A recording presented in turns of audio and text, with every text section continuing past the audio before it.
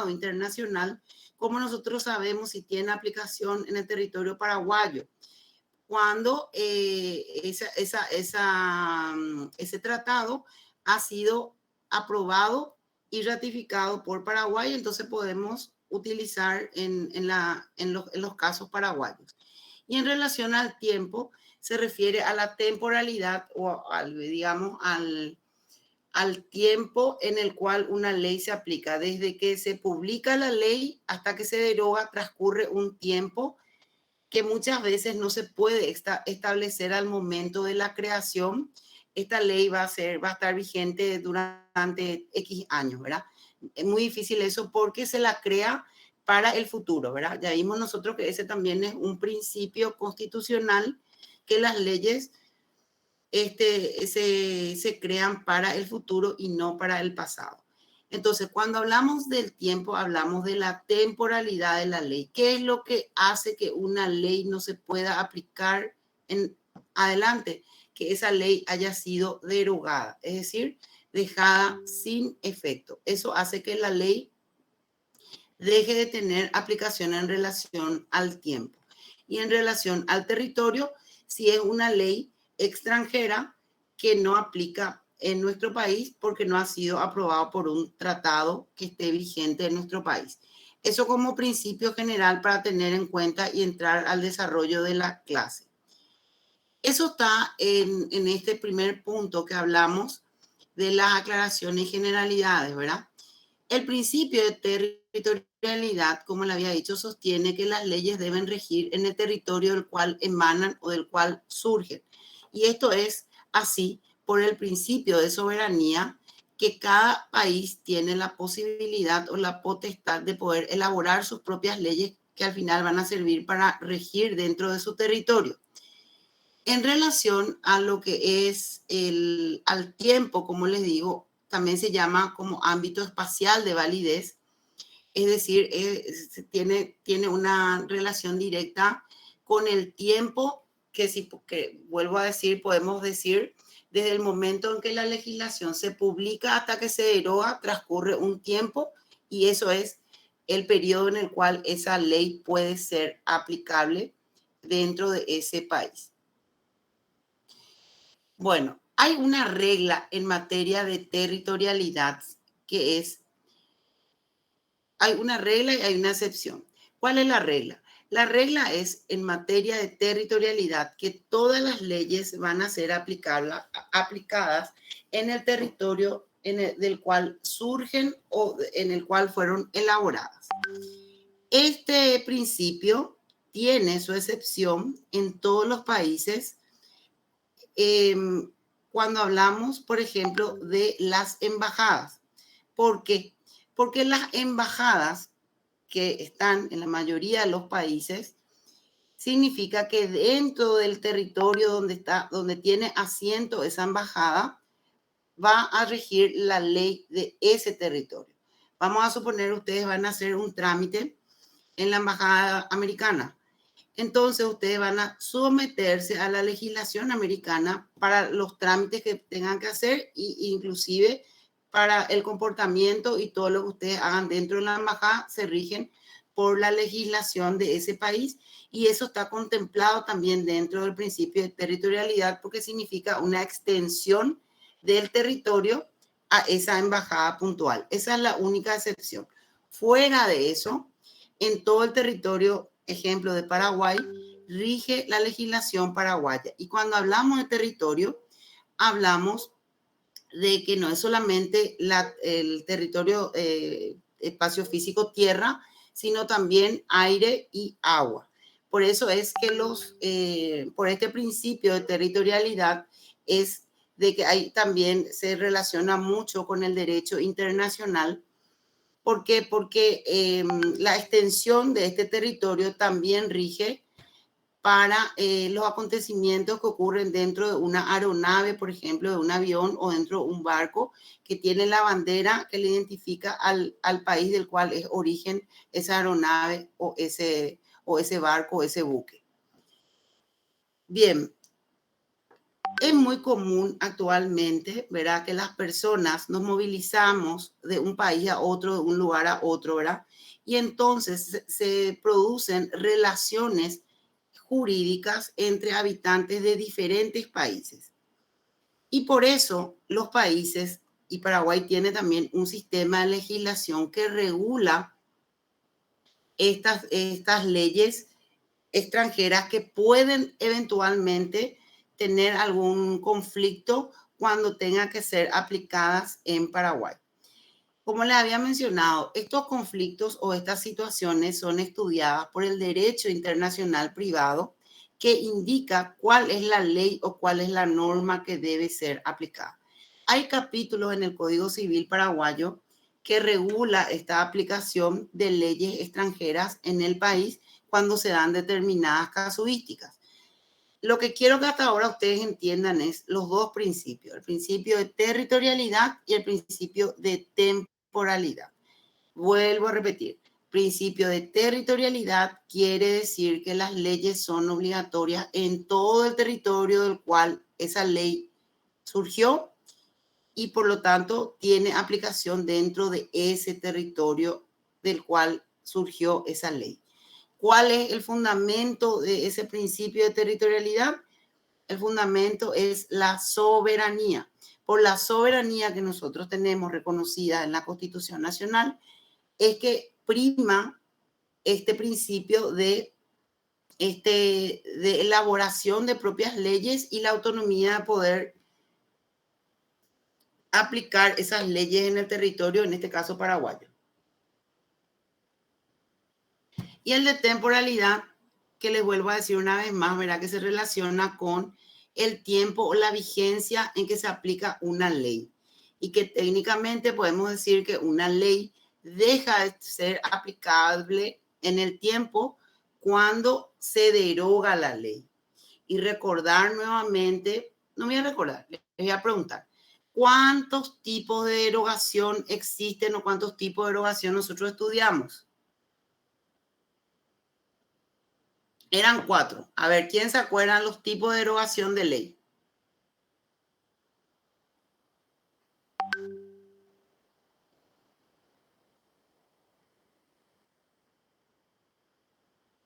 ¿Nadie se acuerda? La verdad que no, profe. ¿Cómo no te vas a Cuando el presidente no acepta, vamos a decirlo. No. Eso es veto de la norma jurídica. Derogación. ¿Qué es derogar una ley? ¿Quién me explica qué es derogar? Derogación es una derogación, discúlpame, profe. Según mi entender, era cuando una ley dejaba de tener validez, creo. A ver, Oliver. No sé si estoy confundiendo. Se puede usar como ejemplo este. Viste que la gente que fueron sancionada por ¿cómo era? Violar algunas restricciones que había durante la pandemia y ahora fueron derogadas porque ya no hay más pandemia en nuestro país o no tiene nada que ver. Cuando O sea, pierde validez. exacto. Vos pusiste un ejemplo práctico. Y ese ejemplo práctico que vos pusiste es lo que se conoce. Nosotros dimos, vamos a repasar eso, gente, porque es importante y anoten si no anotaron, por favor. La derogación es dejar sin efecto una ley. Ese es el concepto técnico, dejar sin efecto una ley, sea que se modifique o no por otra nueva ley. Ese es el concepto de derogación, ¿sí? Dejar sin efecto una ley, sea que se modifique o no por otra ley. 4 tipos de derogaciones estudiamos nosotros: expresa, tácita, total y parcial. ¿Ya se acuerdan ahora o no? Sí, profe. La verdad que Bueno, sí. anoten por favor y repasen eso porque es muy importante. Bueno, entonces, volviendo al principio de la temporalidad que estamos viendo ahora, ¿verdad? La ley se va a mantener o a ser aplicable desde el momento que se publica. ¿Por qué le hago yo hincapié en que se publica? porque nosotros estudiamos en el proceso de formación de leyes que para que una ley sea obligatoria tiene que pasar todos los 5 pasos que estudiamos, y el último, que es la publicación, es el paso previo para a partir de ahí ser obligatoria, ¿verdad? ¿Se acuerdan de eso? ¿Se acuerdan de eso o no? Sí, profe. Sí, profe. Sí, profe.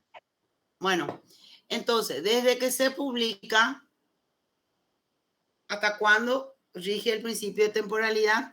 Hasta que la ley sea derogada por otra ley. Todo ese tiempo. La derogación, muchas veces, o el principio de temporalidad de una ley, en la mayoría de las veces, no se establece al elaborar la ley. Pero hay casos en los cuales sí se pone, por ejemplo, que una ley va a estar vigente durante un periodo de tiempo. Eso depende de qué es lo que regula esa ley. Ustedes se recordarán, así como dijo Oliver, ¿verdad? En tiempo de pandemia, que existían los decretos, leyes dictados por el presidente de la República, que cada tanto, ¿verdad? Decía, este decreto tiene validez hasta tal fecha, ¿verdad? Y en esa tal fecha se establecía lo que se podía hacer, lo que estaba permitido y lo que estaba prohibido. Recuerdan, ¿verdad? Bueno, esos casos son excepcionales y se dan así en casos muy puntuales, como ejemplo, un caso de pandemia en los cuales ocurre una circunstancia excepcional y se tiene que regular una situación por un periodo de tiempo. Pero en la mayoría de los casos, cuando se elabora una ley o una norma jurídica, no se establece un tiempo de validez, sino que se crea la norma. ¿Y cómo sabemos nosotros si esa ley está vigente en el tiempo, si no ha sido derogada por otra? Bueno, eso es como aclaración previa que estamos también de paso repasando. Sistema de territorialidad del derecho. Esta es una corriente que sostiene que el derecho rige a todas las personas y cosas que se encuentran dentro de un territorio determinado y dejan de aplicarse cuando se sale de ese territorio. Ese es el origen de esta teoría que viene ya del feudalismo. Por otro lado, tenemos el sistema de la personalidad del derecho, que al revés que lo que les dije recién, sostiene que las personas se rigen por el derecho del grupo de su origen, sea cual fuera el lugar en que se encontrasen. Por tanto, un derecho determinado no regía dentro de ciertos límites territoriales, pudiendo coexistir en un mismo territorio varios regímenes jurídicos. Estos son los dos postulados que se refieren al principio de territorialidad, ¿verdad? Uno que hace hincapié en el territorio y que es el territorio el que va a establecer si una ley se va a aplicar o no en relación a las cosas y a las personas que viven en ese territorio. Y el segundo principio o la segunda teoría que no tiene en cuenta el territorio, sino la persona, que es la que va a determinar, según esta otra corriente, la aplicación de una ley o no. Ambos sistemas no son propiamente sistemas de derecho, sino que hoy día se las utiliza para, en caso de conflicto de leyes, dar una solución a ese conflicto. Cuando se trata de buscar una solución que armonice estos regímenes que vemos, estamos dentro de lo que se conoce como derecho internacional privado. ¿Ustedes acaban de ver nuestra presentación? Sí, Sí, profe. desaparece y aparece otra vez, Sale y profe. aparece, sale y desaparece. Y ahí, Ahora sí. Ahí sí, Ahí se ve profe. otra vez, profe. Sale otra vez. bueno, espera, voy a sacar otra vez y voy a poner otra vez a ver si ahí mejora.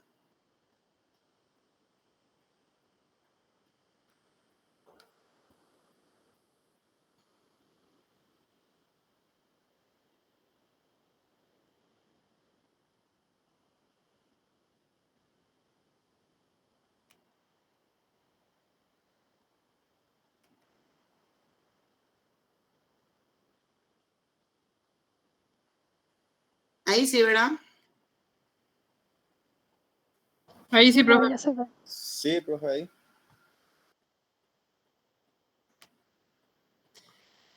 Bueno, entonces seguimos, ¿verdad? Estos son, vamos a decir, la parte histórica de dónde surge este principio de territorialidad, que recordemos que no es que nosotros vamos a inventar un sistema, sino que viene de la evolución histórica, cómo se aplica hoy día. Obviamente, este sistema de territorialidad se rige particularmente por el derecho internacional privado. ¿Qué es lo que regula el derecho internacional privado? Su nombre te está diciendo derecho internacional entre diferentes naciones y privado porque se refiere a las relaciones de los particulares o de los ciudadanos. Y ese es el derecho que, vamos a decir, regula estos principios de territorialidad. Sistema del derecho internacional privado. Los diferentes sistemas que estudiaremos combinan principios básicos de la territorialidad y personalidad. El de la personalidad es aquel principio que sostiene que es la persona la que va a establecer, o sea, la nacionalidad de la persona, mejor dicho, es la que va a establecer la ley que se va a aplicar y no el territorio. Bien.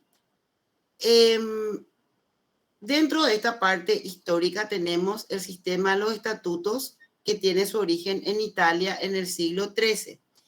Y en ese entonces ya el principio básico era que la territorialidad del derecho tiene su limitación en cuanto a la aplicación de la ley extranjera. O sea, en este principio de la personalidad. Y el principio era que había que tener una suerte de cortesía con los extranjeros, por eso se le permitía utilizar la ley del extranjero en un país que no era el suyo. Y bajo una condición de reciprocidad. O sea, que también en caso de que esa persona vaya al otro país, también se le permita aplicar la ley, su ley nacional.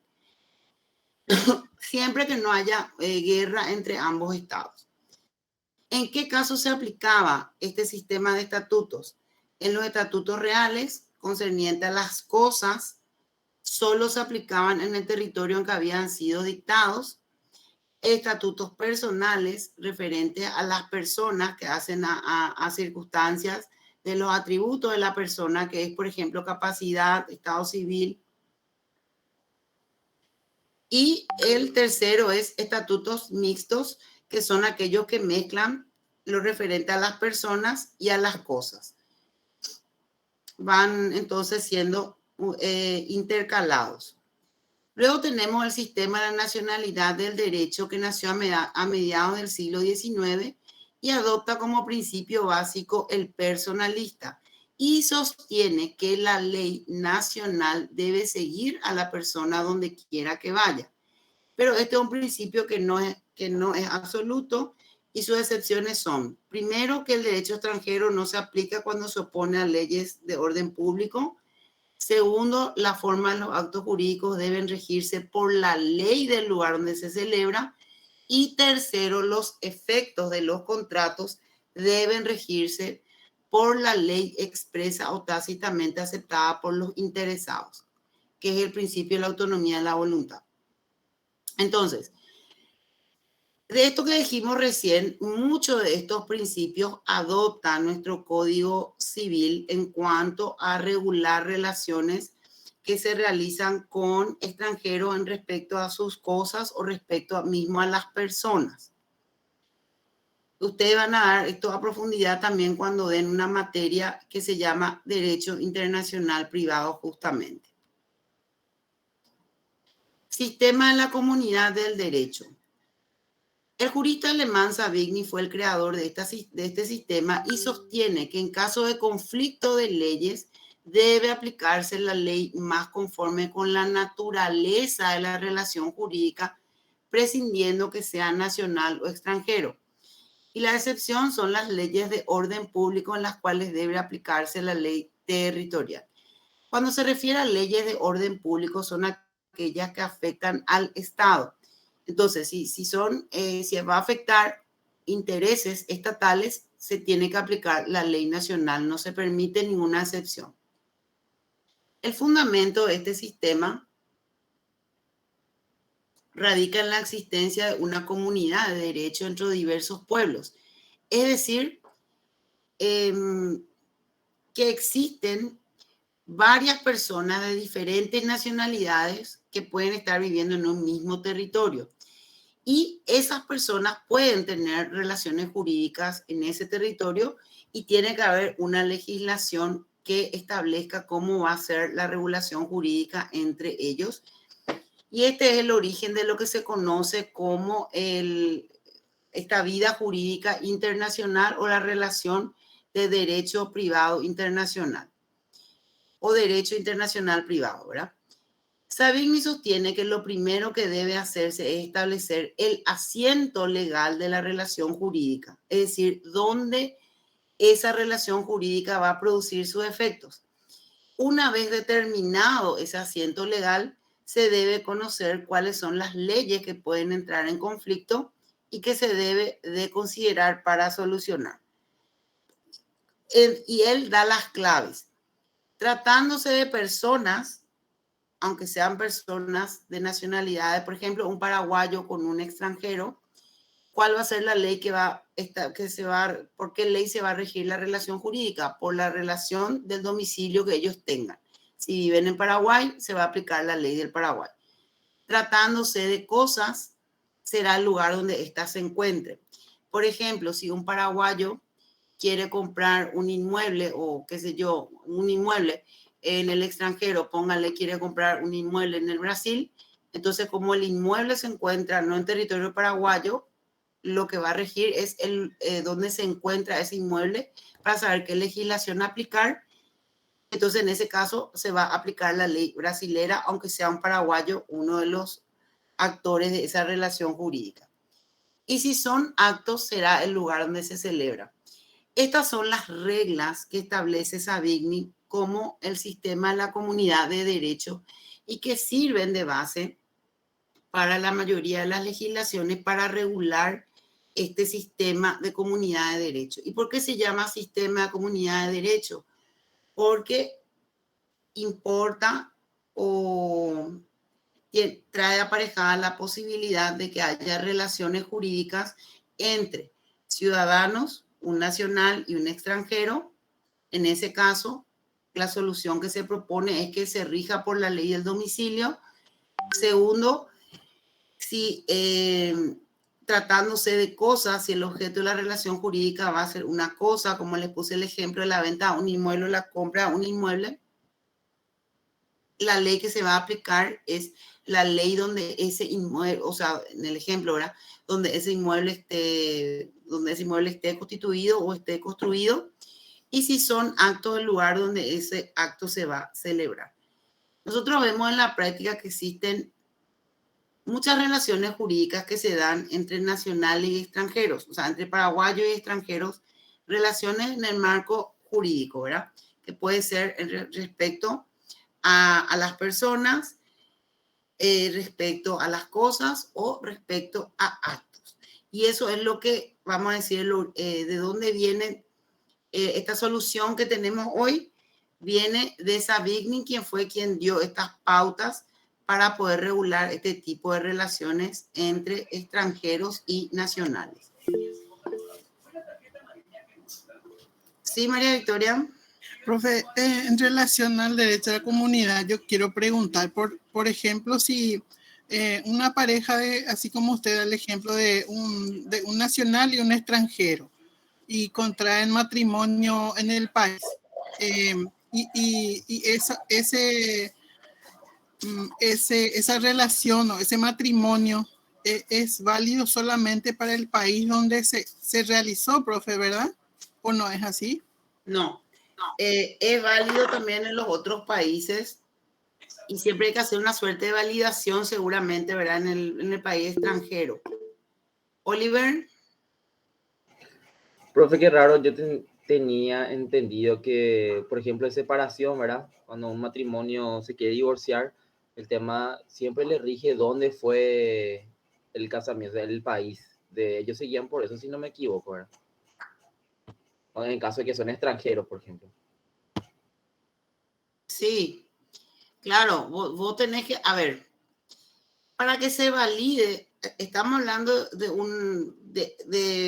relaciones jurídicas entre personas, ¿verdad? Si una pareja de paraguayos, vamos a suponer, un paraguayo y un extranjero deciden contraer matrimonio, en Paraguay no hay problema porque se van a regir por las leyes paraguayas. Pero ponerle que se casen en Cancún, ponerle, ¿verdad? Bueno, ellos van a tener que, van a casar allá con las leyes mexicanas, por decir, ¿verdad? Y tienen que venir a inscribir en Paraguay su matrimonio para que tengan los efectos jurídicos de un matrimonio. Si el día de mañana esas personas se quieren divorciar o lo que fuera, van a tener que realizar, o sea, lo que va a determinar lo que vimos en la clase pasada, la jurisdicción del juez, va a ser el lugar del domicilio conyugal que esa pareja tenía último. Por ejemplo, vivían en Asunción, van a tener que radicar su divorcio en Asunción. Y luego seguramente que comunicar también lo resuelto al país extranjero donde contrajeron nupcias. ¿Está? Sí, pero para mí quedó un poquito más claro.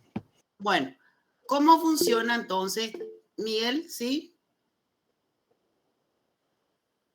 Sí, Miguel. No sé si quieres preguntar algo, se te fue nomás. Sí, ¿me escuchan?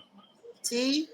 Ese tema es del campo civil, pero si es del campo penal, por ejemplo, como ocurren tantos problemas hoy en día con estos brasileños que vienen, o brasileros que vienen a nuestro país sin entrada legal, delincuentes, y vienen y cometen delitos dentro del territorio paraguayo. Si se les agarra, se les apresa, por ejemplo, y como que el Paraguay tiene un convenio, firmó un convenio con el Brasil de que todos los delincuentes que son atrapados aquí en Paraguay, ellos pueden pedir su extradición y el Paraguay le concede la extradición y campantemente los delincuentes brasileños se van extraditados sin pagar la cuenta que tiene con la justicia acá en Paraguay cometido en el territorio paraguayo. Pienso que eso está, personalmente pienso que es incorrecto, porque pienso que esa extradición podría pedir el Brasil si es que el delincuente también cometió delitos dentro del territorio, o sea, que cometió delito dentro del territorio brasilero y pasó hacia acá, pero no cometió ningún crimen acá dentro del Paraguay. Se le atapa, por ejemplo, y puede ir extraditado porque no tiene ninguna causa aquí en Paraguay. Pero como en otros países, como en Estados Unidos o en todos los países del mundo que conozco, si comete en ese país un delito, tiene que pagar primero en ese país la condena y después se le extradita para que vaya a pagar en su país también el delito que cometió en su país. Pero acá se le agarra a todos los delincuentes y automáticamente se le echa del país, se le extradita, se le entrega al gobierno brasilero, por ejemplo, y queda impune el delito que cometió aquí en Paraguay en contra de paraguayos.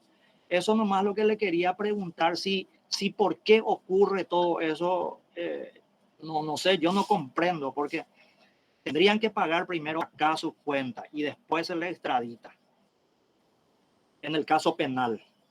Bueno, el régimen de la extradición tiene un sistema específico que está regulado en el Código Procesal Penal y también en los tratados internacionales, como vos decís. Hay una confusión un poquitito nomás en tus conceptos, Miguel, en el sentido siguiente, ¿verdad? Cuando se da lugar a un pedido de extradición, cuando la persona ha cometido un hecho en el país que lo requiere y es su connacional, ¿verdad? Ahora bien, por tratado de extradición, y eso es así, ¿verdad? La persona no es que deja de tener su proceso en Paraguay. Su proceso en Paraguay continúa y, por ejemplo, si es requerido y en el tiempo le sale, antes de que sea condenado, le sale la condena ya, o sea que la extradición va a su país, pero después tiene que volver otra vez a cumplir acá en Paraguay. Nada queda impune, nada absolutamente queda impune. Porque la extradición, como te digo, es un procedimiento, ¿verdad? Especial, y obviamente también rigen estos principios de territorialidad que nosotros estamos hablando, y eso se rige ya por el derecho penal internacional. Hay delitos que afectan, que se cometen en un país, pero que tienen efecto jurídico o tienen consecuencias, vamos a decir, en muchos países, no solamente en uno. Específicamente el caso del narcotráfico, por ejemplo, ¿verdad? Entonces, en estos casos también se aplican estos mismos principios. Pero para que pueda existir luego la extradición, tiene que haber previamente un tratado internacional entre los países, ¿verdad? Si no existe ese tratado, no se puede luego solicitar. Hay veces en que hay pedido de extradición de ciudadanos extranjeros que no tienen proceso en Paraguay y se le inicia un proceso a través de un juicio de extradición porque cometió un hecho en otro país, ¿verdad? Entonces se le apresa a la persona una vez que es detenida, se pone a conocimiento y sigue su proceso. Y hay otros en los cuales son delincuentes, así como estás diciendo, que ya tienen causa en Paraguay y también hechos cometidos con anterioridad al de Paraguay, y entonces por esos tratados internacionales va, pero tendría que volver, a no ser que de repente ocurra, muera, por ejemplo, este procesado, y ahí sí, vamos a decir, va a quedar impune, como decís. Pues la mayoría de los tratados prevén esa reciprocidad en cuanto a las personas requeridas. No sé si te expliqué, Miguel. Profe, el Sí, caso de Pamao es más o menos de lo que estamos hablando, ¿verdad? Sí, entiendo, profesora. O sea que es una regla, así debería ser. así debería ser. Así Así debería está. ser, pero cuando es extraditado al Brasil, por ejemplo, un delincuente que cometió un delito con anterioridad, se va allí, pero es condenado allí, pero ya no vuelve al Paraguay. Yo no conozco ningún caso de ningún brasilero que haya Lo vuelto que al pasa es que Paraguay te voy a decir para por qué, cumplir. Miguel, te voy a decir por qué. Brasil no permite la extradición de sus connacionales. ¿Entendés? Brasil Entonces, no permite, tendría que ser. Hubieron casos que ocurrieron que fueron muy graves acá, ¿verdad? Y también nosotros tenemos, esto aparte, ¿verdad? Aparte, una opinión, ¿verdad? Nosotros tenemos nuestras penitenciarías, y yo creo que las penitenciarías de Latinoamérica, pero vamos a hablar de la de Paraguay, ¿verdad? No están capacitadas muchas veces para recluir por largo tiempo a esta clase de personas que son de esta calibre, vamos a decir, de delincuencia. Y muchas veces por política gubernamental, le es más fácil al gobierno, por ejemplo, ¿verdad? Mandarle a su país que se haga cargo allá de lo que hicieron, por el que esa persona en las cárceles constituye demasiado peligro o es peligroso. Yo recuerdo hace unos años, no hace mucho, una persona requerida, justamente un brasilero, una requerida por cometer delitos referentes al narcotráfico, ¿verdad? Para no ser extraditado, cometió otro delito en la penitenciaría, en la agrupación, si mal no estoy, ¿verdad? Cometió un homicidio. Sí, profe. Creo que fue, no sé si vos te acordás de ese caso, Osvaldo. Sí, me acuerdo, le mató a una chica dentro del... Marcelo, ¿cómo es que se llama? Marcelo Piloto. Creo que era Marcelo Piloto. Sí, fue el profesor.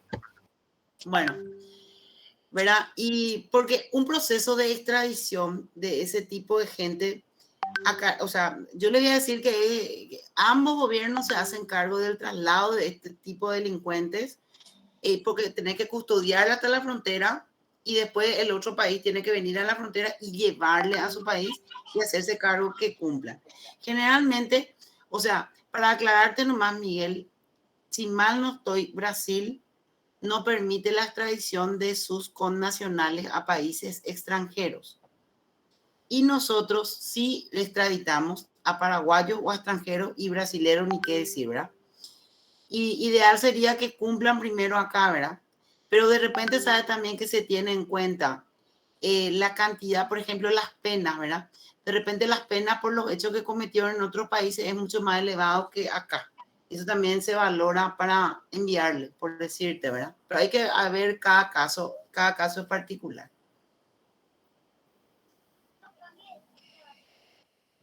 Bueno, ¿cómo funciona este régimen de territorialidad y temporalidad que estamos hablando? En Paraguay, los órganos jurisdiccionales, o sea, los tribunales y los jueces, están obligados a resolver los conflictos de extraterritorialidad de leyes sometiendo a las leyes del derecho internacional privado paraguayo. Y estas disposiciones están en los tratados internacionales, como les mencioné, para los países signatarios de ese tratado y aplicar también el Código Civil en carácter general. El artículo 22 del Código Civil, ¿qué dice? ¿Qué dice el artículo 22 con respecto a esta parte? Está ahí en la diapositiva. ¿Quién puede leer, por favor? Leo, profe.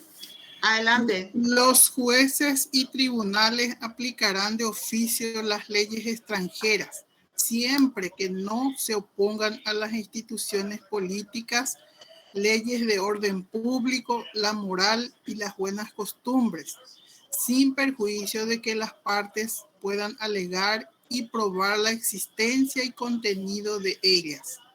No se aplicarán las leyes extranjeras cuando las normas de este código sean más favorables a la validez de los actos. Bueno, ahí vemos entonces nosotros cómo tenemos incorporado estos principios que estamos hablando en nuestro Código Civil, ¿verdad? Entonces, establece que por regla general los jueces y tribunales de oficio pueden aplicar una ley extranjera siempre que no se opongan a las leyes del orden público, a las instituciones políticas, a la moral y las buenas costumbres. Y nunca van a poder aplicar una ley extranjera cuando las leyes paraguayas sean más favorables para la validez del acto. Luego tenemos... Permiso, profe. ¿Cuál sería un ejemplo? ¿Cuál sería un ejemplo en este artículo, por ejemplo, para entender mejor? Si usted tiene algún ejemplo para... sí. No me queda claro, profe. Bueno, primero para que se aplique este artículo tiene que existir un tratado internacional que valide la aplicación de una ley extranjera para el caso particular, ¿verdad? Eso para empezar. Segundo, eso es lo que sirve de base para la primera parte del artículo 22 que dice los jueces y tribunales aplicarán de oficio las leyes extranjeras. Vamos a suponer que haya un tratado internacional, por ejemplo, con Argentina o con cualquier país, ¿verdad? Y que haya una relación, por ejemplo, que haya un contrato que se quiera celebrar entre un extranjero, o entre un argentino y un paraguayo. Ponerle un contrato de compra-venta, ponerle, ¿verdad? Y ahí puede surgir un inconveniente. Vamos a suponer, nosotros ya sabemos ya que uno de los requisitos para tener capacidad en la legislación paraguaya es que el ciudadano tenga 18 años de edad, ¿verdad? Y vamos a suponer que la ley argentina, no sé si es así, pero un ejemplo nomás, ¿verdad? Que la ley argentina diga que uno adquiere la capacidad recién al cumplir los 21 años. En ese caso, si hay un tratado internacional, se va a aplicar lo que dice acá, ¿verdad? La que sea más favorable a la validez de los actos. Si las dos personas son capaces, tienen capacidad de discernimiento, no están afectadas por ningún impedimento legal, van a aplicar la ley paraguaya que valida, vamos a decir, los aspectos de la capacidad a diferencia del extranjero, ¿verdad? Lo que pasa es que nuestra legislación tiene que tener tiene que prever que se puedan dar relaciones jurídicas entre ciudadanos paraguayos y ciudadanos extranjeros. Nuestro Código Civil fue uno de los primeros en la región con el argentino en incorporar este tipo de legislaciones, y siempre hay una limitación, que es que si la ley extranjera que se pretende aplicar a Paraguay vulnera leyes de orden público o las instituciones políticas o la moral o la buena costumbre, como dice allí, ¿verdad? No se puede aplicar. Realmente, como ejemplo, ese es el que yo te puedo dar, ¿verdad? Que sería uno un poco más accesible, porque, o sea, no es accesible, un poco más cotidiano, que se pueda dar en las relaciones jurídicas que se dan entre los nacionales y los extranjeros, ¿verdad? Ustedes fíjense nomás, vamos a poner otro ejemplo. ¿Qué pasa cuando una empresa internacional, gran firma comercial, quiere constituir su empresa en Paraguay? Supóngase usted, no sé, que Coca-Cola quiera habilitar acá una planta, no de venta nomás, sino una planta de elaboración de sus productos. Coca-Cola tiene sus propias leyes de su país de origen y quiera implementar en Paraguay.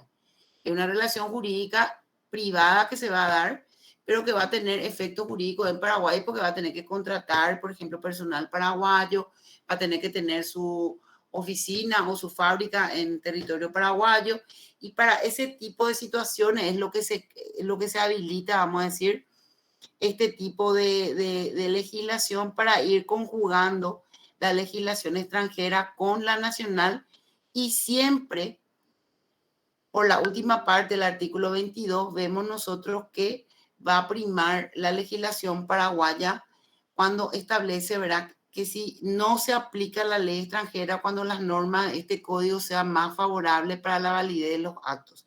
Ese es más o menos el límite, vamos a decir.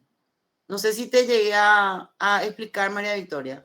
Sí, profe, ya me quedó un poco más claro. Gracias. Bueno, cuando se trata de bienes muebles, siempre se va a regir por el lugar, o sea, se va a regir por la ley del lugar donde ese bien se encuentra. El ejemplo que les puse: si un paraguayo quiere comprar un inmueble que se encuentra en el Brasil, en los Estados Unidos, en Argentina, en Colombia, lo que fuera, va a tener que realizar su operación comercial por las leyes del lugar donde está el inmueble. Y al revés, si un ciudadano extranjero quiere adquirir un inmueble acá, va a regirse por las leyes paraguayas. Para lo que se refiere a actos que tengan que ver con bienes muebles. Y también en relación a los bienes inmuebles por donde están situados. Es un poco más fácil de establecer porque físicamente se puede ver el lugar donde están esos muebles o ese inmueble. Ya sabemos la diferencia entre mueble e inmueble, ¿verdad? No hace falta más explicar eso otra vez. ¿O sí? ¿Quién me explica entre ustedes qué es bien mueble y qué es bien inmueble? Inmuebles son terrenos que no se pueden mover del lugar. Inmuebles son ya sea vehículo, algo que se pueda llevar, mover del lugar. Muy bien, muy bien. Fíjense cómo esto tiene implicancia, ¿verdad? En lo que estamos viendo, que es justamente, un ratito, Miguel, justamente en las relaciones comerciales. Evidentemente, esto se tiene que establecer un control y un orden, ¿verdad? Muchísimos casos se dan de ciudadanos extranjeros que adquieren en Paraguay bienes inmuebles preferentemente, ¿verdad? O al revés, paraguayos que adquieran en el exterior. Entonces, eso tiene que tener una regulación.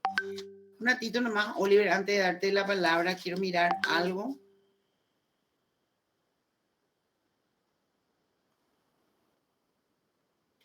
Atiendan un poco lo que dice el artículo 11, que está ahí también en la diapositiva. La existencia del Estado civil, la capacidad e incapacidad de hecho de las personas físicas domiciliadas en la República, sean nacionales o extranjeros, serán juzgados por las disposiciones de este código, aunque se trate de actos o de bienes existentes en la República. O sea, el artículo 11 consagra este principio de territorialidad en cuanto a la capacidad o incapacidad y el Estado civil, que se va a regir, dice, por las leyes, siempre y cuando se estén domiciliados en la República, dice, ¿verdad? Se van a regir por las disposiciones de este código, es decir, por la ley nacional. Y el artículo 13, el que es menor de edad, según las leyes de su domicilio, si cambia al territorio de la República, será considerado mayor de edad o menor emancipado cuando lo fuere conforme a este código. Si de acuerdo con aquellas fuese mayor o menor emancipado y no por las disposiciones de este código, prevalecerán las leyes de su domicilio, reputándose la mayor edad o la emancipación como un hecho irrevocable. Siempre la legislación va a procurar estos artículos que estamos viendo, al menos, ¿verdad? Validar la capacidad de la persona. Se va a tener en cuenta que el extranjero, por ejemplo, viva en el país o se encuentre radicado en el país para que se aplique la ley nacional. ¿Sí, Miguel? Lo que yo le quería preguntar es cuál es la realidad en este momento, porque estoy desconectado hace tiempo de las leyes y eso. Si los vehículos, las cosas que se mueven de por sí, como barcos, vehículos, creo que son considerados también inmuebles, no muebles. No sé si es esa la realidad. Los vehículos, los automóviles, todas las cosas que se mueven, los barcos, aviones, Sí. los que se mueven con Bienes motores, muebles. sí, no son considerados bienes inmuebles, porque si vos estás dentro de un vehículo, de tu vehículo, nadie te puede obligar, te puede sacar de tu vehículo si es que no cometiste algún delito grave, como ocurre siempre, por ejemplo, con los policías de tránsito, todo eso, que te obligan a bajarte de tu vehículo. Porque según tengo entendido, no sé si esa fue la realidad de antes o se cambió la ley o lo que sea, pero creo que los vehículos y eso, no sé si antes o ahora eran considerados bienes inmuebles también. Tiene una categoría especial, parece, los que se mueven, no como los roperos, mesas, todo eso que son muebles, considerados bienes muebles. Bueno, evidentemente que cuando vos hablas de vehículo, barco, aviones, estamos hablando de bienes muebles porque se movilizan de un lugar a otro. Eso es lo de entrada, ¿verdad? Por un lado. Por otro lado, nosotros estamos hablando del ámbito civil, ¿verdad? Si es que vos hablas de una requisa policial, ¿verdad? O sea, qué sé yo, vos te vas en tu vehículo y la policía, eso es lo que me decís, ¿verdad? Sí, porque hubo un caso en que le detuvieron a un abogado famoso con su auto de venida en el cruce San Bernardino y le obligaron a bajarse de su vehículo sin cometer ningún delito, por ejemplo. En ese caso, por ejemplo, según yo tenía entendido, los vehículos y eso tienen un régimen especial otra vez, no considerado, por ejemplo, como si fuera un ropero o un placar, una mesa o lo que sea. Porque si vos estás en tu vehículo, creo que es considerado que es como tu propio domicilio también. no sé si esa es la realidad, pero tuvo muchos problemas, salió todo por televisión, todo eso. El caso de, ¿cómo se llama? El abogado famoso, este Vasconcelos, creo que es Vasconcelos o no sé, el abogado este famoso de bigote que tuvo tanto problema con la policía. Pedro Mayor Martínez. No. Es otro. ¿Cómo se llama? Creo que es Vasconcelos o no sé. Es un apellido muy sonado de un estudio jurídico. Ese creo que ese se hizo famoso por un señor altito de edad, creo que ya era flaco, Sí, que firmó todo a los policías, en el sentido que los policías estaban muy perdidos, el tema de las leyes, y él le hablaba muy jurídicamente a los policías no sabían qué decir. Y el señor era muy... ¿No es Casañas Levy? No. Ahí se me fue el nombre. Vasconcelos. 7 años por ahí. Jorge Vasconcelos. Vasconcelos, creo que estaban 2 hermanos por allí, que son abogados famosos, juristas. Permiso. Doctor Jorge Vasconcelos sería compañero. ¿Cómo? Doctor Jorge Vasconcelos sería el nombre del Sí. abogado con bigote que mencionó. Sí, flaquito. Y que venía con su vehículo y le detuvieron y él le dijo que él no se podía bajar de su vehículo, que no tienen ellos, si es que no comete un delito, una infracción a las leyes de tránsito, nadie te puede obligar a bajarte de tu vehículo. Y los policías de tránsito, hasta los de menor capacidad, porque la policía caminera supuestamente tiene más capacidad que los agentes de tránsito de cada ciudad, por ejemplo, no les puede obligar a bajarse de su vehículo porque es considerado como un bien inmueble. Es como si vos estuvieras en tu casa. Y es un atropello como si fuera atropello a domicilio, por ejemplo, si alguien te baja bruscamente o no sé cómo explicar, en forma, no sé si está en lo correcto, fraudulentamente de tu vehículo. Porque es un sistema de que vos te protejas también dentro de tu vehículo como si fuera en tu domicilio de algo que te pueda pasar. Eso es lo que me confunde, porque hay algunos que dicen que los vehículos son considerados también bienes inmuebles. No sé si en algunas legislaciones está previsto eso o tienen un régimen especial que es considerado mueble, pero con un régimen especial que va hacia lo inmueble. No sé si me entiende. Te entiendo. Escúchame una cosa.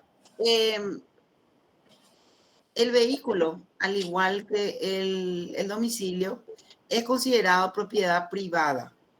En base a eso, si es que va a hacerse una verificación interior, si no hay un hecho punible, ¿verdad? Vos estás circulando en la vía pública, te detiene la policía, te puede solicitar tus documentos personales, pero no puede ingresar a tu vehículo, eso es verdad. Para ingresar a tu vehículo, que sería tu propiedad privada, que es un derecho de rango constitucional, tiene que existir una orden de allanamiento para buscar algo que la policía tenga interés de buscar dentro de tu vehículo, ¿verdad?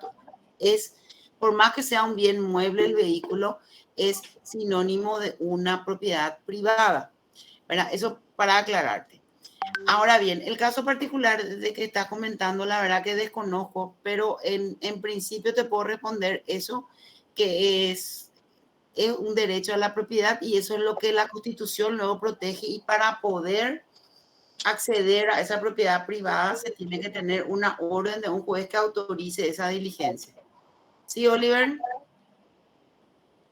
Sí, profe, una pregunta, me voy a ir todito, ¿no? Pero va hacia ahí también, similar a lo que estamos debatiendo, ¿verdad?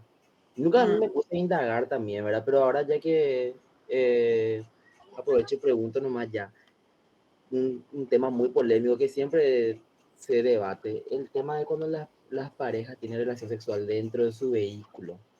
Eso es lo que yo quiero saber, profe, si es legal o no, ¿verdad? Porque hay mucha polémica sobre ese tema, ¿verdad? Muchos dicen que sí se puede porque está dentro de su vehículo, otros dicen que no porque por el tema de vía pública y así. Realizar ese tipo de actos es un hecho punible que se llama cometer actos exhibicionistas en la vía pública. Ahí el acto está ocurriendo dentro del habitáculo de un vehículo que es propiedad privada, pero al ser visible para la población o los transeúntes, ¿verdad? Ocasiona un hecho que es ese que te dije, está penado y sancionado por el Código Penal, ¿verdad? Justamente como actos exhibicionistas que tienen un marco penal y es pasible de un proceso. Bueno, entonces, Profesora, dentro de este régimen paraguayo vamos a estudiar, ¿sí? Adelante, Miguel. Sí, este caso pienso yo que es muy importante porque dio a descubrir, por ejemplo, algunas cosas y yo, por ejemplo, respeto mucho, le respeto a ese abogado porque es de renombre y pienso que no va a hablar en vano. En ese tema también salió a relucir que la policía ni nadie te puede pedir o exigir que tengas portado tu cédula de identidad.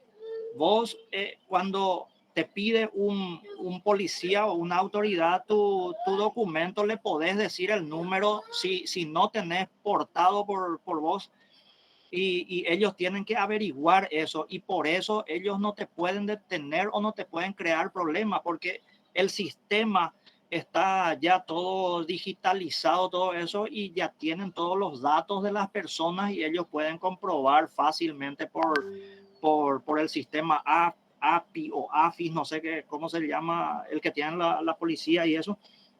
Y allí Vasconcelos dijo, nadie, o sea que la cédula de identidad es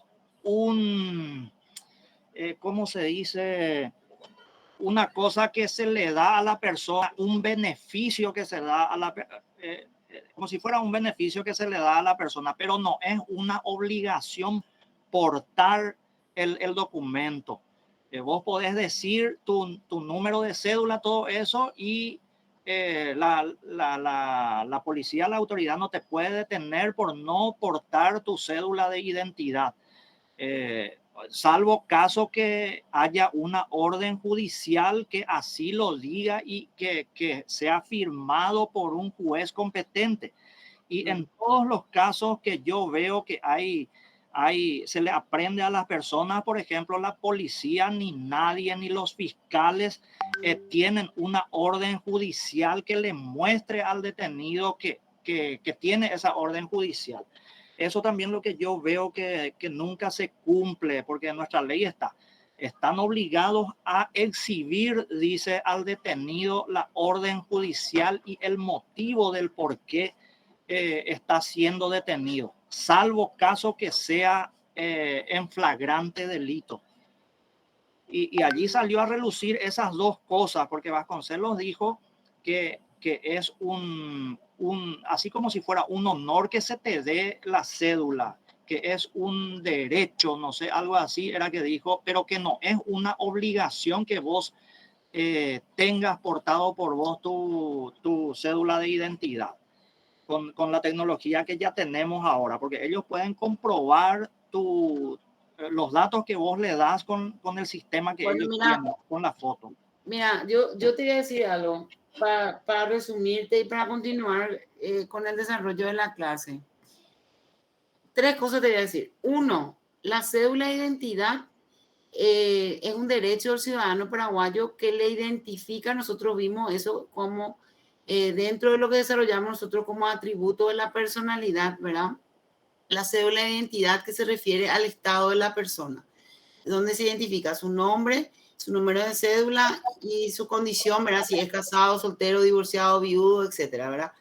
Bueno, en el punto de que no es obligatorio que la persona porte el documento de identidad, es verdad que no es obligatorio, pero en la práctica te voy a explicar qué es lo que pasa.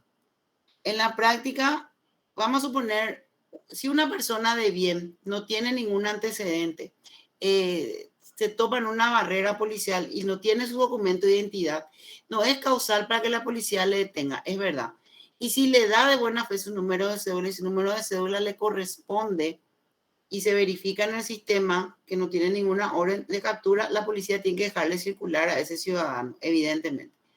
Pero te cuento, Miguel, que también se dan casos de delincuentes, así con todas las letras. No es el caso de este abogado, pero te estoy diciendo nomás casos que se dan, que al momento de ser detenidos por una barrera, sea porque tienen orden de captura, porque vienen huyendo de un hecho o lo que fuera, dan falsamente su número de cédula y no tienen para acreditar el documento de identidad.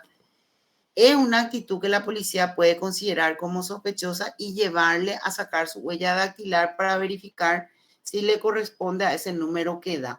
¿Qué es lo que te da a vos qué es lo que le da al personal policial la certeza de que se trata de esa persona y no de otra, que vos acredites con tu documento de identidad que sos realmente esa persona? Acuérdense también que existen muchos casos de personas que se llaman igual que otra, por ejemplo, Carlos González, Domínguez o lo que fuera, ¿verdad? Y hay muchísimos paraguayos que tienen el mismo nombre, o inclusive el mismo nombre, el mismo apellido, y que puede causar confusión y ¿qué es lo que le va a diferenciar si uno tuvo proceso? El número de cédula, que es obligación del Poder Judicial y de la Fiscalía asentar todos esos datos para estos casos. Bueno, esas eran las 3 cosas que te quería decir para aclarar, ¿verdad? Nada obsta que el ciudadano tenga el documento de identidad, pero no es un delito no contar con el documento de identidad, ¿verdad? Claro que no es, pero si vos tenés contigo, con eso vos acreditas que vos sos la persona que decís ser. Último, dijiste que el personal, o sea, la persona que le priva de libertad en base a una orden le tiene que exhibir la orden. Sí, es verdad. Y para eso la policía tiene que tener, a lo mejor no va a tener el oficio en su papel, pero tiene que tener el sistema informático para exhibirle a la persona a quien es privado de libertad. Nosotros tenemos acá un compañero, está en la policía. No sé si puede comentar cómo operativiza en la práctica eso, si tiene los oficios o tienen por sistema electrónico. Ahí le estoy viendo, pero no tengo en mente el nombre para preguntarle. El personal policial. Voy a responder yo por Osvaldo, profesora. Por si le A ver, Osvaldo, sí. Osvaldo lo que le está queriendo Sí. preguntar algo y se mandó correr. Bueno, en este caso la Policía Nacional tiene que tener ya una orden de detención firmada por la autoridad competente. Tiene que tener sí o sí en una hoja ya impresa eso. Escrita, dice la Constitución. Sí, así mismo, Escrita. Miguel. En muchas cosas coincido contigo, pero en otras no, pero en otro momento debemos de sentarnos y hablar, pero de esta clase muchas cosas buenas también salen para poder aprender y todo junto. Tiene que tener una orden escrita y te tiene que exhibir, también le tiene que comunicar, también le tiene que decir al aprehendido todo su derecho procesal, su derecho constitucional, conforme al artículo 12, que tiene en derecho a un abogado, le tiene que llamar a un familiar que está en libre comunicación y el por qué se le está aprehendiendo a esa persona. Esa orden escrita que vos señalás, Miguel, ¿verdad? Difícilmente la policía ande por todo el territorio paraguayo con una carpeta con miles de oficios, ¿verdad? Figura en un sistema del que tiene la policía donde está transcrito, o sea, está escaneado, ponerle la orden del fiscal que ordena la detención o del juez si es una orden de prisión. Bueno, eso vamos a dar en otra asignatura, o sea, en otra lección un poquito más adelante. Centrándonos más otra vez a lo que estamos viendo, ¿verdad? Otra vez se recalca en esta diapositiva que está acá, ¿verdad? Casos que no se aplica el derecho extranjero cuando las leyes extranjeras transgreden el orden público internacional y que, importante, ¿verdad? Que estas leyes internacionales no rigen para área constitucional, penal y administrativa, que siempre tiene su legislación especial. En cuanto a la parte penal, tenemos el derecho penal internacional, que es lo que establece o regula la parte de hechos punibles que afectan a 2 o más países y que requieren una aplicación específica de esta área. Entonces, en la diapositiva anterior mencionamos el artículo 22, que no quiero que se olviden, por favor, de anotar y de leer también para repasar. Bueno, en el tiempo es un repaso otra vez, esto, ¿verdad? Ya dijimos a lo largo de la clase que se relaciona con la aplicación de la ley que tiene que estar vigente al momento en que esa ley se aplica efectivamente a un caso concreto. Y eso es lo que se conoce con el nombre técnico que tiene que tener ámbito temporal de validez. Bueno, vimos ya los problemas que puede acarrear, ¿verdad?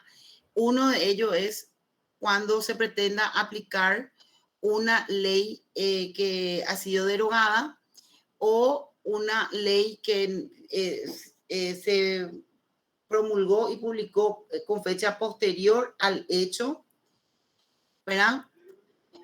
Son cuestiones o problemáticas que se relacionan a la aplicación del derecho en relación al tiempo. Cuando se modifica una ley, siempre se tiene que tener en cuenta entonces el momento en el cual esa ley entra a regir y a partir de allí las consecuencias que tiene su aplicación. Bueno, nosotros tenemos un principio constitucional con respecto a las leyes y su aplicación, que es el artículo 14 de la Constitución Nacional, que por favor, si alguien tiene a mano, le voy a pedir que lea artículo 14 de la Constitución Nacional, que se relaciona con el principio de irretroactividad de la ley. ¿Qué dice el artículo 14?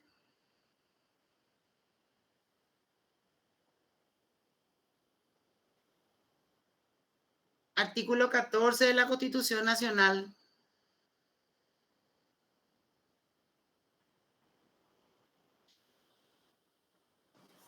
Leo, profe. Adelante. Artículo 14 de la retroactividad de la ley. Ninguna ley tendrá efecto retroactivo, salvo que sea más favorable al encausado o al condenado. Bueno, entonces ese es un principio que se aplica y que rige nuestra Constitución Nacional.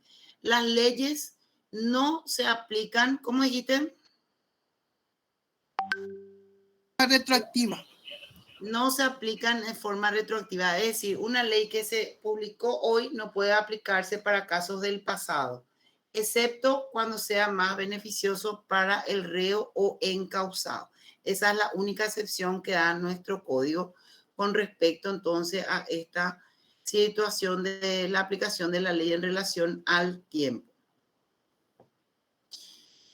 Bueno, ¿cuáles son los principios básicos que se refiere el principio de temporalidad?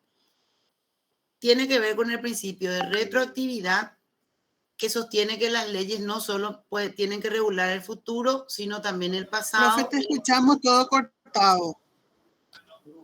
Te escuchamos todo cortado, profe. Y no sé, tenés que traerme... ¿Vos nomás o el resto me escucha cortado? No, profe, yo te escucho bien. Profe. Yo le escucho bien, profe. Bueno, entonces, estos principios de temporalidad, como le estaba diciendo, tiene una motivación especial en el respeto a otros principios que estábamos viendo ya, ¿verdad?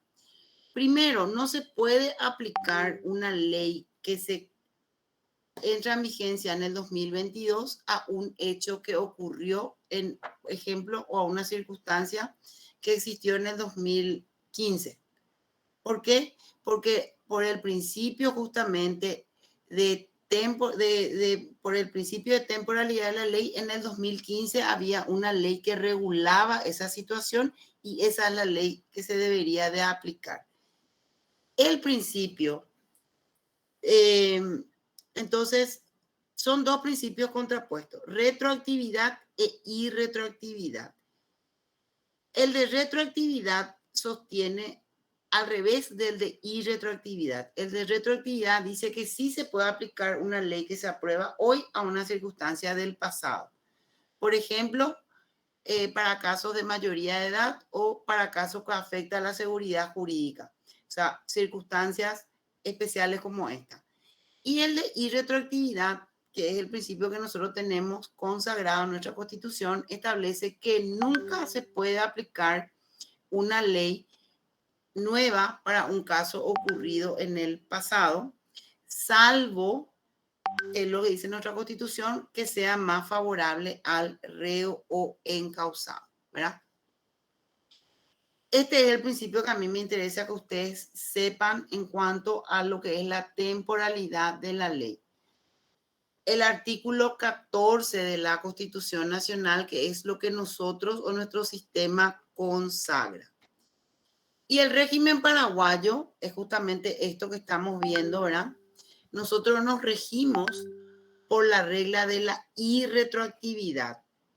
Y como excepción a la retroactividad está en la última parte del artículo 14, que es el que dice, salvo que sea más favorable al reo o encausado.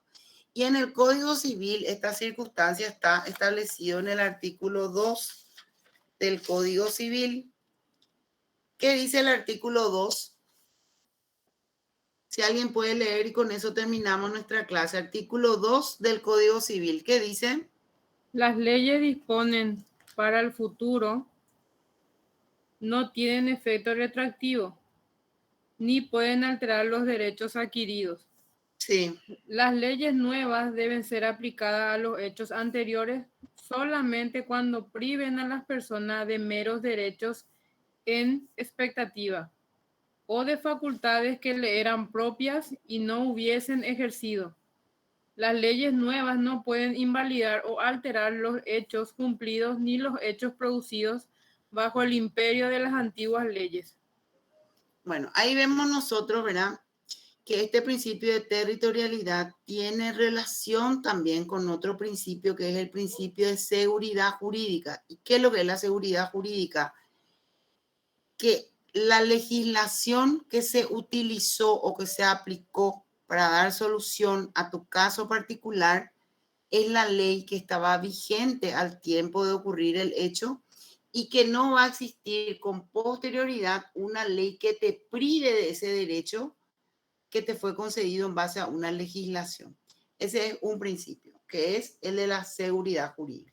Y el otro es justamente el que vemos nosotros, el de la irretroactividad de la ley, que es un principio constitucional. Entonces, anoten en su cuaderno, por favor, como principio de temporalidad de la ley, leer o estudiar el artículo 22 del Código Civil. Y en cuanto al de territorialidad, leer, aparte de lo que vimos, ¿verdad?, leer y estudiar el artículo 14 de la Constitución y el segundo del Código Civil que vimos recién. Con eso terminamos nosotros la lección 21. ¿Hay alguna pregunta?